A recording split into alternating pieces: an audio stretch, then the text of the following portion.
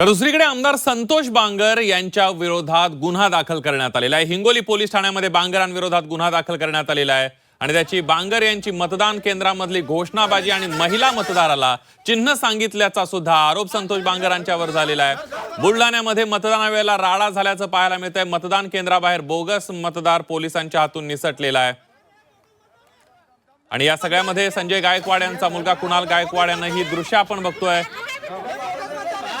पहिल्या दृश्यांमध्ये आपण बघतोय संतोष बांगर यांनी घोषणाबाजी केलेली आहे, व्हिडिओ काढलाय, त्या प्रकरणामध्ये त्यांच्यावर गुन्हा दाखल झालेला आहे। दुसरीकडे बुलढाण्यामध्ये संजय गायकवाड यांच्या पुत्रानं बोगस मतदाराला पळून जाण्यास मदत केल्याचा आरोप होतोय। तिकडे महाडमध्ये गोगावलेंचे कार्यकर्ते आणि राष्ट्रवादीच्या कार्यकर्त्यांमध्ये राडा झालेला आहे। थेट पिस्तूल आपल्यावर रोखल्याचा आरोप विकास गोगावले यांनी केलेला आहे।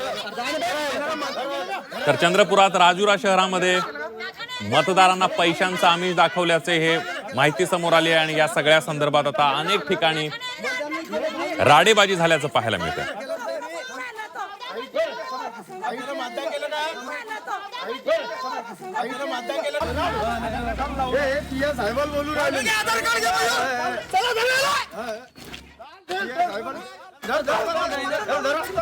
आपण बघतोय राज्यात अनेक ठिकाणी मतदान केंद्रांवर राडा झालेला आहे। तर यातली काही महत्वाची दृश्य आपण बघतोय।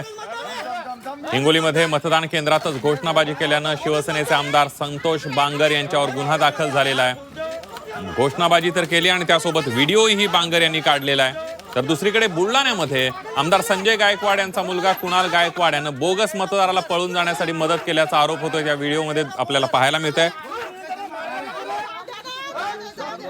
तिसरी दृश्य आहेत रायगडच्या महाडमध्ये गोगावलेंचे कार्यकर्ते आणि राष्ट्रवादीच्या कार्यकर्त्यांमध्ये राडा झाल्याचं पाहायला मिळतंय। महाडमध्ये विकास गोगावले यांनी गंभीर आरोप केलेला, आपल्यावर पिस्तूल रोखल्याचा आरोप विकास गोगावले यांनी केलेला आहे।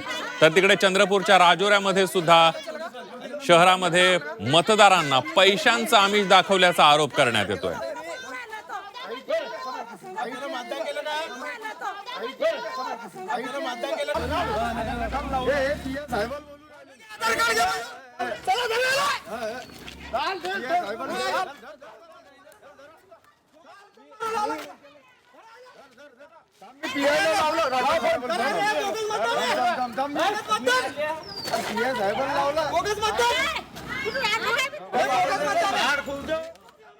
आम्ही तो पागल झाले